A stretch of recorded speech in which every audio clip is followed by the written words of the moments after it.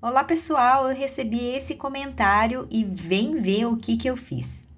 Se você está chegando aqui no meu canal, meu nome é Cris e nesse canal eu mostro como organização, planejamento e o essencialismo mudaram a minha vida, principalmente do ponto de vista financeiro. Tá bom, mas hoje eu não vim mostrar o planejamento de nenhum mês específico. Eu recebi esse comentário e é claro que eu quis atender o pedido, mas mais do que isso, eu fiquei instigada a relembrar todos os passos que eu executei desde o finalzinho até de 2022, mas que eu coloquei muito em prática em 2023 para realmente me organizar e quitar as minhas dívidas. E aí que entra então o meu planner aqui de planejamento financeiro. Eu resolvi elencar esses 10 principais passos e resolvi registrar aqui nesse meu planner de planejamento financeiro que tem me acompanhado então desde o comecinho de 2023. Bora lá, então, que agora vocês vão ver como eu fiz esse registro. Eu usei as folhinhas aqui do final, tá? Do meu planner. E eu queria falar duas coisas aqui no começo. A primeira coisa é que eu não sou guru financeira, tá? Então, esse aqui é um compartilhamento do que eu fiz e eu coloquei aqui os 10 passos como eu me organizei para pagar as minhas dívidas dentro da minha realidade, da minha família. Então, isso é muito importante para que você não entenda que eu estou recomendando que você faça isso, até porque, primeiro, que eu não sou especialista e segundo, que eu não sei da sua realidade. E a segunda coisa é que vocês vão ter que aqui tolerar as minhas letras. Eu não tenho aquelas letras que as pessoas treinam para fazer planners, mas então aqui é a minha letrinha mesmo do dia a dia. Como eu me organizei para pagar as minhas dívidas, eu elenquei aqui os 10 principais passos ou 10 principais pilares, tá? A primeira coisa que eu fiz foi listar todas as minhas dívidas. Mas aqui eu fui vítima de algumas pegadinhas e por isso que eu elenquei esses 4 itens aqui para vocês. Então, a primeira, é claro que a gente vai pegar lá as dívidas de empréstimos, mas eu também listei aqui as dívidas para as pessoas físicas, porque aqui, como às vezes a gente não tem tanto prazo para pagar, claro que isso depende de pessoa para pessoa, às vezes a gente acaba esquecendo de listar. Depois eu fui pegando as dívidas futuras. Sabe aquela coisinha que você deixa de pagar porque você não precisa ou você não priorizou naquele mês, mas que ela vai voltar e provavelmente vai voltar com juros? Então pode ser eu vejo acontecer muito até com as minhas colegas, assim, IPTU, acabei deixando, não é que ele impacta imediatamente, né, na sua vida ali naquele mês, mas é uma coisa que vai voltar e que você vai ter que pagar. E dívidas de cartão de crédito, muita gente não coloca isso, eu nem sei se pode ser chamado de dívida, por isso que eu falo, gente, que é como eu me organizei e eu não tô me atentando a essas questões muito técnicas ali do mundo financeiro, tá? Então, as dívidas para mim começaram a entrar com cartão de crédito, por mais que eu não tenha ultrapassado, ou não esteja pagando só o mínimo do cartão de crédito, é uma coisa, é um compromisso que eu tenho de uma coisa que eu já executei, então eu não posso voltar atrás para não pagar, eu tenho que pagar aquilo, então eu categorizei aqui como dívidas dentro do meu cenário.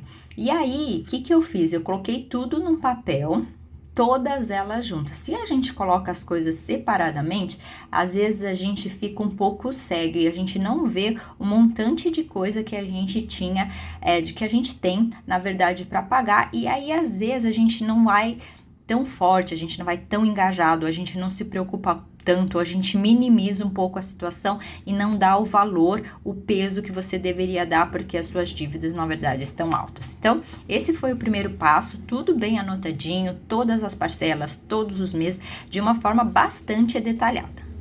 Bom, e aí, como segundo passo, o que aconteceu aqui? O segundo passo foi conhecer profundamente os meus gastos. Eu já falei disso um pouquinho num dos vídeos, eu vou deixar o link aqui na descrição, mas não vou me alongar muito, porque senão vai ficar muito longo esse vídeo. Então, conheci profundamente os meus gastos e a porcentagem de cada categoria. Então, eu fui dividindo na clássica divisão sobre gastos essenciais, gastos não essenciais e dívidas, tá? E aí eu fui listando, eu peguei os 3 últimos meses lá, naquele momento que eu estava fazendo, e esse foi bem trabalhoso, porém não difícil.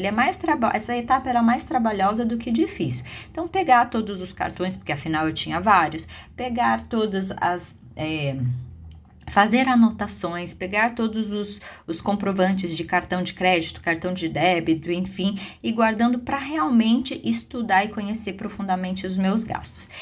E aí que a minha conclusão foi, parece que óbvia, né, para quem tem dívida, mas gente, quem às vezes está nesse cenário, e não é, varia de pessoa para pessoa, eu estou falando muito da minha experiência, é que parecia que assim, eu já sabia, mas não sabia. Eu precisava ver com números e dados. Então, eu vi que realmente os meus gastos estavam acima dos meus ganhos, né? E aí eu descobri, então, quando eu conheci a porcentagem aqui das minhas categorias, eu descobri que ela estava longe disso acontecer, né? E nem poderia, porque os gastos estavam maior que os ganhos.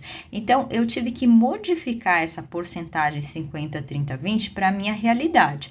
Então, eu fui reduzindo cada vez mais a porcentagem dos essenciais, que era os 50%, reduzi o máximo aqui dos não essenciais, cheguei a meses colocar aqui 10%, 5% dentro dos não essenciais e fui aumentando o aporte para as dívidas, ou seja, alguns momentos isso aqui chegou quase a 50%, tá? E aí eu fui modulando isso a cada mês. Então, esse aqui foi o meu segundo passo, mais trabalhoso, doído reconhecer isso, né? Com dados, com numerosidades e não mais com achismo, mas fui adiante.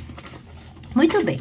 Meu terceiro passo, tá? O meu terceiro passo foi, então, a partir dos 2 passos anteriores, foi reduzir os gastos de itens essenciais e não essenciais de ambos. Aqui eu não caí aqui na cilada de só mexer nos não essenciais, tinha muita coisa nos essenciais para eu trabalhar e criar tetos. E aqui nessa categoria de criar tetos, alguns tetos eu criei valor, por exemplo, supermercado, a gente iria gastar, eu e meu marido, no máximo em alguns meses lá, R$1.200, R$1.100. E algumas situações era quantidades, tá? Então, vamos pensar, em alguns momentos, eu já citei até no vídeo anterior, que eu comecei a fazer algumas coisas não essenciais. Então, vamos imaginar aqui a situação. Produtos de beleza. Então, eu reduzi a quantidade em alguns meses, não comprei nada. Quando eu comecei a liberar um pouquinho dessa categoria, eu coloquei quantidade. Então, eu colocava assim, um shampoo, um batom, né? E aí eu fui estipulando tanto quantidade quanto valor. Então, eu ia cada vez mais abrindo, né, essas categorias aqui, criando tetos diferentes, tanto de valor quanto de quantidade. Mas vamos voltar aqui para eu não perder o foco. De itens essenciais, o que eu consegui reduzir o gasto aqui? Plano de celular, então reduzi o valor, reduzi o plano de TV, reduzi o plano de internet, reduzi o teto do mercado, tirei supérfluos e aqui produtos de limpeza, que é um item extremamente caro dentro da nossa lista de mercado e da sua com certeza também, se você vive aqui no Brasil, e a gente foi reduzindo. Então, fui reduzindo tanto o valor individual de cada produto de limpeza, quanto a variedade de tipos de produto. Hoje eu tenho produto de limpeza muito pouco, eu deixei de comprar quase todas essas outras coisas, limpa vidro, limpa móveis, limpa qualquer coisa ali, né, tira a gordura, eu fui reduzindo e hoje eu tenho aquele pequeno grupo de itens de limpeza que funciona para mim. Faxineira, academia, tudo eu fui reduzindo, então tirei um dia de faxineira que às vezes eu contratava no mês, academia eu fazia ali um tipo de exercício, comecei a fazer outro, então fui criando tetos tanto de valor e de quantidade. E para os itens não essenciais, aí foi um corte drástico ali bem no começo, mas eu já expliquei como que eu não consegui retirar tudo dos essenciais e por que eu incluía, depois cheguei um momento que eu tive que incluir para que eu não caísse ali na cilada depois de ficar muito descontente aí fazer um gasto excessivo ali por impulso, descontrolado. Então, unha, cabelo, cílios, produtos de beleza, skincare, make que eu tô colocando aqui algumas coisas que eu reduzi, só para dar um pouquinho de ideia, até de contexto para vocês, para quem tá assistindo. Roupas, sapatos, acessórios. Aqui acessórios eu caía na cilada do baratinho. Um brinquinho custa R$10, esse tipo de coisa. Viagens, mesmo os bate-voltas, restaurantes, iFood, streamings e assinaturas. Então aqui tinha um monte de coisa de assinatura, enfim.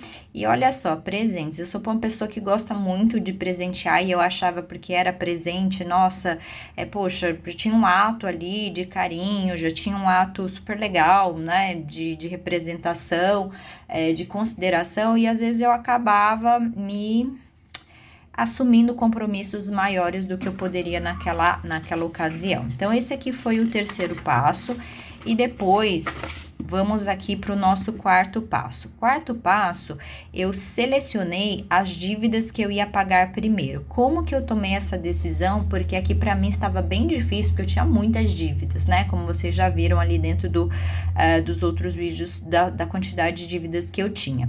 Então aqui eu fui pelos demais juros, e aqui, gente, tem que tomar cuidado com essa parte, porque aqui o que tem de vídeo, o que tem de recomendação, sobre o que fazer, tem gente que fala para de pagar tudo, tem o método bola de neve, enfim, tem N coisas. Aqui eu vou falar mais uma vez que eu estou falando o que eu fiz, tá? E eu tomei essa decisão junto com meu marido, e a gente pensou o que cabia para nossa realidade. Então a gente foi e a gente fez o pagamento de do que tinha mais juros, principalmente de empréstimos e de cartão. Lembrando que cartão eu nunca precisei pagar o mínimo, então talvez isso teria mudado muito as nossas decisões, tá? E os empréstimos também a gente conseguiu se comprometer por conta de uma mentalidade que vocês vão ver aqui um pouquinho mais para frente.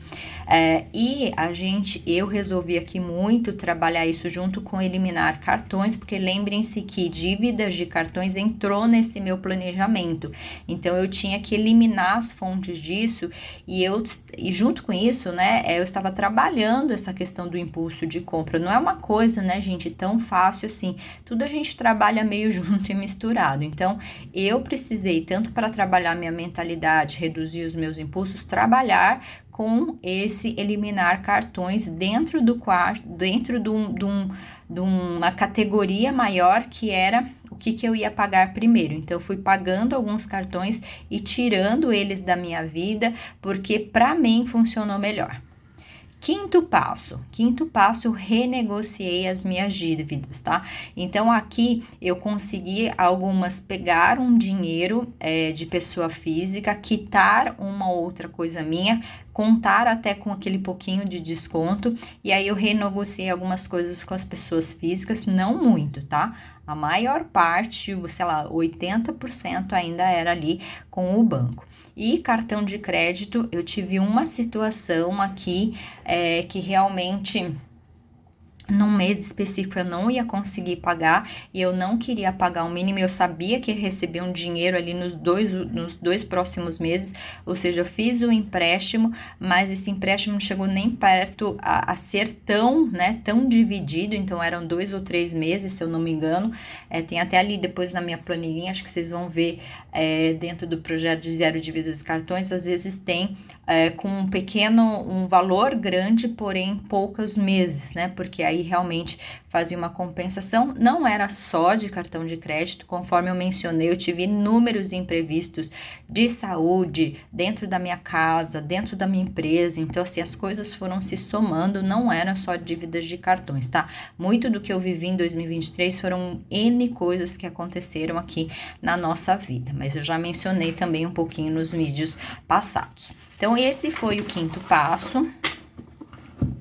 E o sexto passo, aqui já trabalhando bastante estímulos, que no meu caso era muito importante. Então, as minhas dívidas foram por conta de intercorrência, mas foram por conta de hábitos de consumo ruins.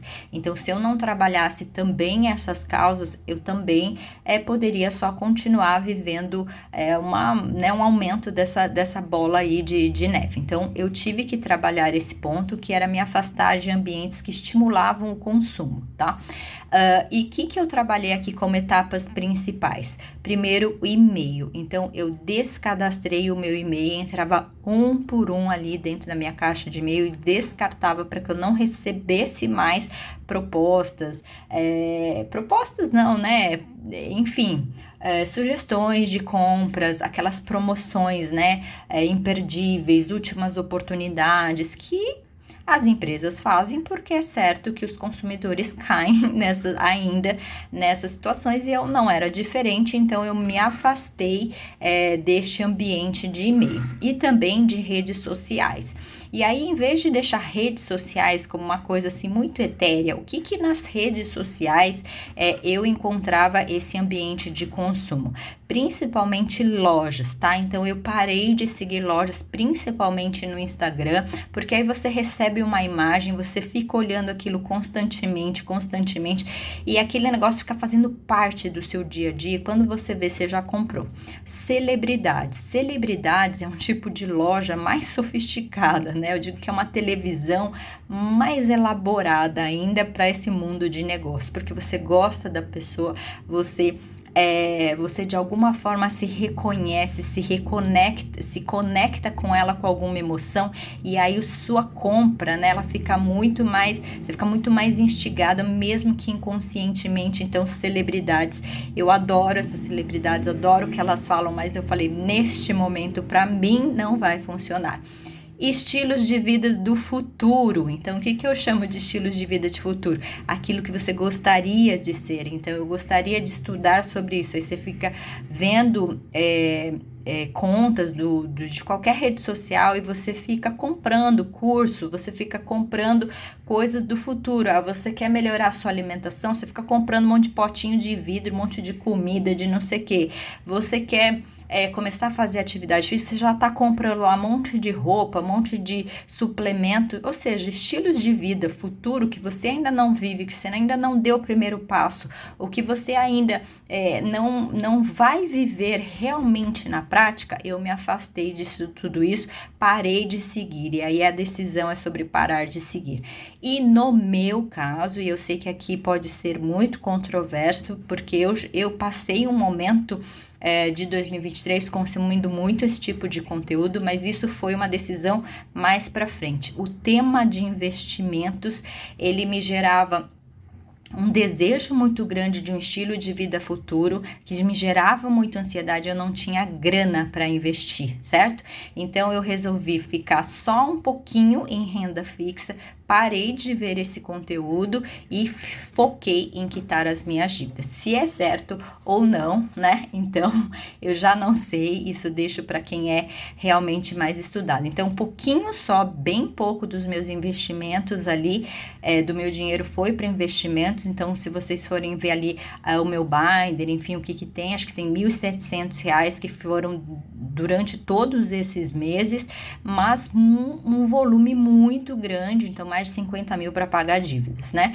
Então foi uma decisão minha que eu tomei. E passeios ao shopping ou comércio, então outro ambiente que estimulava o consumo para mim.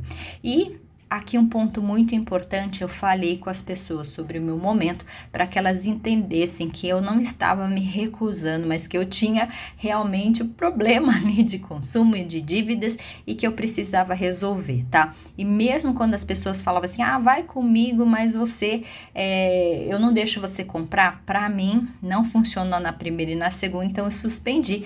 Pode funcionar com você também, tá? Aí vai depender muito de cada um. O meu 7º passo foi: eu estudei e me apoiei no essencialismo, minimalismo e consumo consciente, tá? Então, o que eu sempre aprendi na minha vida? Que a gente tem que depender muito menos da motivação. A motivação, ela dura muito pouco, né? O que faz com que a gente realmente se mantenha é uma mudança de mentalidade. Então, é como quando você vai começar a fazer academia. No começo, nos primeiros dias, sua motivação tá muito alta e você consegue regularmente ir. Depois disso, a sua motivação vai abaixando e você depende de outros estímulos para que aquilo aconteça, né? E aí tem N formas de você produzir esses outros estímulos. No meu caso, nesta situação que era realmente de dívidas, eu me apoiei em conceitos que eu me identifiquei demais: essencialismo, minimalismo e o consumo consciente. E eu, toda vez que eu caía, ou seja, que eu, por alguma coisa, eu falhava no meu consumo, eu acabava comprando alguma coisa que eu não devia, e isso acontece, tá? Até hoje em dia, eu acho que isso nunca vai cessar aqui dentro de mim. Eu voltava a ler mais, assistir mais vídeos, a realmente acompanhar pessoas, aí sim, que tinham um conteúdo que estavam de acordo com o meu momento, que eu queria, com o meu objetivo de vida naquele momento. Oitavo passo, e aqui um dos mais difíceis: aprendi a equilibrar. Ou palavrinha difícil na nossa vida. Ela é linda, maravilhosa, mas ela é muito difícil.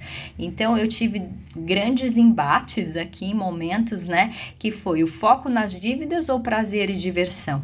Como é equilibrar isso no dia a dia, mês a mês? Então eu sabia que eu ia ter que ver mês a mês e parei de sofrer ali em fazer pequenas adaptações, e parei de sofrer porque de achar que eu estava errado, que eu estava certo. Ao mês anterior eu estava errada, agora eu estou certa. Parei de achar que é sobre certo e errado e saber que é um equilíbrio dinâmico, tudo isso na minha vida. E o planejamento do futuro e o viver hoje, que tem muita relação, né, aqui com o de cima, mas são coisas um pouquinho diferentes, sim. Então, é como a gente separar, né, a gente ter o planejamento a curto, médio, longo prazo, mas sem deixar de viver o hoje. Então, já vi situações ali, por exemplo, que eu queria planejar, ter um futuro e ia com uma meta muito mais agressiva, não vivi o hoje, me frustrava e acabava descontando, então, em consumos desenfreados ou em consumos que não precisavam existir. E melhorei a cada vez mais a minha relação com as despesas não essenciais, né? Então, quando a gente para de comprar tanto, a gente começa a transformar também aquela alegria quando você compra, quando você conquista um bem não essencial, né? Antes estava muito assim, ia passando o cartão, ia vivendo e você eu não dava o devido valor. E os dois últimos passos aqui. O nono passo: eu trabalhei constantemente a minha mentalidade. Então, isso que eu falei, isso aqui foi... Olha, isso aqui, gente, pra mim foi difícil, né? Então, toda vez que eu caía, eu tentava me reconectar comigo mesmo, ia lá e ficava na minha mentalidade: consumo consciente, essencialismo, minimalismo. E por isso que quando eu me apresento aqui, eu falo muito sobre o consumo consciente, o essencialismo, minimalismo, porque eles me ajudaram, né? Não poderia ser só vou fazer isso porque sei que preciso isso. Eu tinha que mudar a minha base, eu tinha que mudar a minha mentalidade, né? Para que isso se perpetuasse. Senão ele ia durar 2 meses ali, eu ia conseguir fazer aquilo lindamente em 2 meses e depois aquilo ia se dissolver. Então, acho que é por isso que eu consigo estar no 14º mês de consistente, né? A minha mentalidade veio sendo trabalhada bem antes desses 14 meses, mas há 14 meses eu consigo realmente fazer um passo a passo muito bem organizado. Renda extra demorou para entrar na minha cabeça, na minha vida, mas esse aqui foi um aprendizado com muita dor. Ainda hoje a gente ficar aqui todo mês pensando no que vai fazer. Então aqui eu vendi e-book, eu vendi curso, eu me aventurei, empreendi, vendi roupa, vendi bijuteria, fiz aqui muitas coisas que estavam fora da minha realidade, que eu tive que sentar a bunda na cadeira e aprender e assistir vídeo, e nada foi, mudou a minha vida. Eu não empreendi nada que realmente eu tivesse que mudar o meu emprego, sabe? O meu emprego que eu tenho hoje é o que me traz a maior renda, só que a renda extra me ajudou muito a sair, e às vezes ela é tão pequenininha que você fala: ai meu Deus, onde que vai dar? Isso não vai dar certo, né? Mas é um aprendizado. Eu talvez tenho muito que aprender ainda sobre esse cenário aqui, mas eu sinto que eu dei o primeiro passo. E reduzir o padrão de vida. Acho que tão difícil, ou mais difícil, né, que essa segunda aqui, foi reduzir. Eu tive um trabalho em que eu ganhava 2 a 3 vezes mais do que eu ganho hoje, depois de pandemia toda, tudo isso mudou e a gente tem hábitos que são difíceis da gente encarar, que aquele hábito é o que encaixa na redução do padrão de vida. Não é tão claro, talvez seja claro para quem vê de fora, para quem está imerso, não é tão claro. Então, aqui você conseguir listar tudo que é reduzir o padrão de vida daquilo que você já executa, não foi tão fácil assim para mim. Eu sei que para algumas pessoas isso é muito fácil, eu ouço isso daqui com uma facilidade tão grande nos vídeos que até me espanta, porque eu fico assim até com me sentindo mal em algumas situações, hoje talvez não mais, de por que eu não vi isso antes, né? Enfim, depois eu posso contar um vídeo mais específico sobre isso. E o 10º passo, acreditar no processo. Eu não tenho tanta dificuldade em acreditar em processos, porque eu sou uma pessoa com uma mentalidade mais metódica, mais racional, e eu sou muito disciplinada. Então, para mim aqui não foi tão difícil, mas eu sei que talvez essa seja uma das etapas mais difíceis para muitas pessoas. Então, aqui eu consigo fazer, mas eu vejo que ele é muito importante a gente acreditar no processo, né? E eu não quero trazer isso de uma forma muito simbólica ou etérea, sabe? Assim, só por falar, sabe aquelas frasezinhas de impacto? Não gosto, porque isso aqui para mim é prática, tá? Isso aqui é executar coisas no processo que fazem com que você permaneça acreditando no processo, que é comemorar pequenas vitórias. Talvez eu não tenha adicionado aqui se alimentar com a mentalidade, mas talvez seria mais um, né? Mas como eu deixei aqui no 9º passo, eu não reproduzi aqui novamente, um passo de cada vez. Então, respeitar a maturidade do processo que vai se adquirindo ao longo do tempo e não me comparar, não olhar para o momento, o estilo de vida do futuro, para as recompensas que o outro tem, nossa, a pessoa começou a pagar dívida no mesmo tempo que eu e já conseguiu, não me comparar, não olhar para a grama mais verde do vizinho, porque sempre vai ter. Então, foi isso.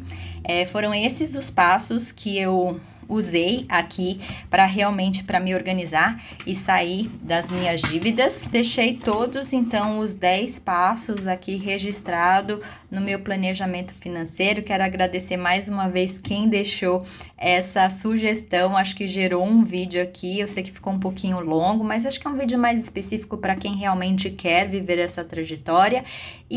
Mas foi muito importante para mim também, então eu adorei fazer esse resgate a todos esses passos, acho que me orgulhar um pouquinho também da trajetória que eu tive aqui, do esforço que eu tive, acho que é um pouco sobre comemorar as pequenas vitórias. Ainda não cheguei ao final, e eu tenho certeza que eu tenho muito, muito ainda a aprender, eu ainda vou cair e levantar algumas vezes, eu tenho certeza, mas eu queria muito agradecer a sugestão, porque me gerou uma satisfação muito grande também. Eu espero muito que vocês tenham gostado desse vídeo. Um beijo e até o próximo.